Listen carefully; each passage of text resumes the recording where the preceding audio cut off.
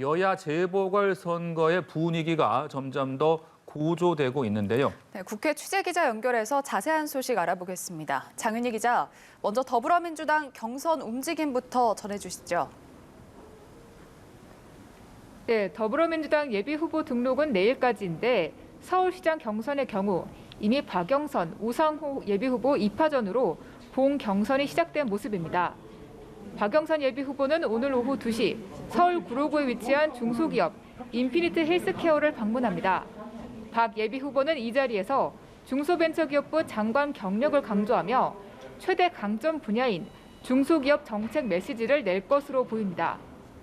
우상호 예비후보는 오전 국회에서 아동 돌봄 정책을 발표했습니다.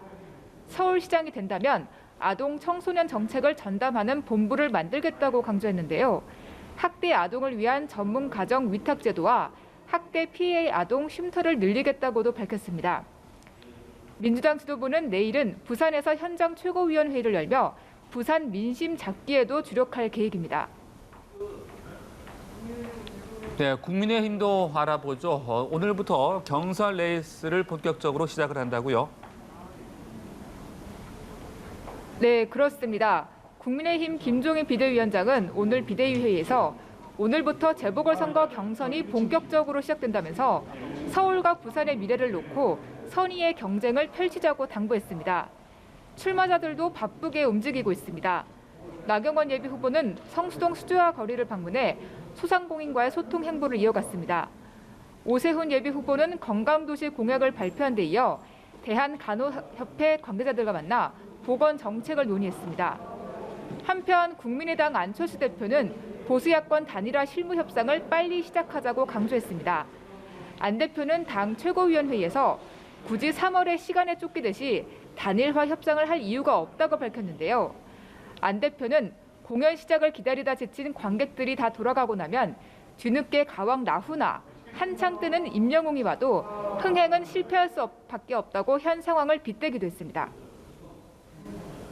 네, 코로나19 확산세가 좀처럼 줄어들지 않으면서 관련 대책에도 관심이 커지고 있는데요.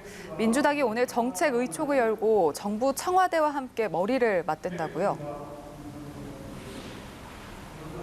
네, 그렇습니다. 민주당은 오늘 국회에서 정책의원총회를 열고 영업손실보상법, 협력이익공유법, 사회연대기금법 등 이른바 상생연대 3법 등 입법 현안을 논의합니다. 민주당 포스트 코로나 불평등 해소를 위한 TF도 오후에 2차 회의를 앞두고 있는데 4차 재난지원금 지급 논의가 구체화될지도 관심을 모읍니다.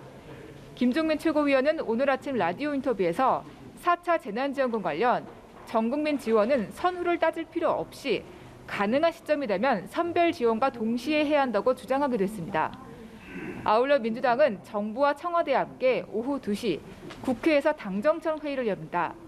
이 자리에서 사회적 경제 활성화를 위한 2월 임시국회 입법 추진 계획을 논의할 방침입니다. 지금까지 국회에서 전해드렸습니다.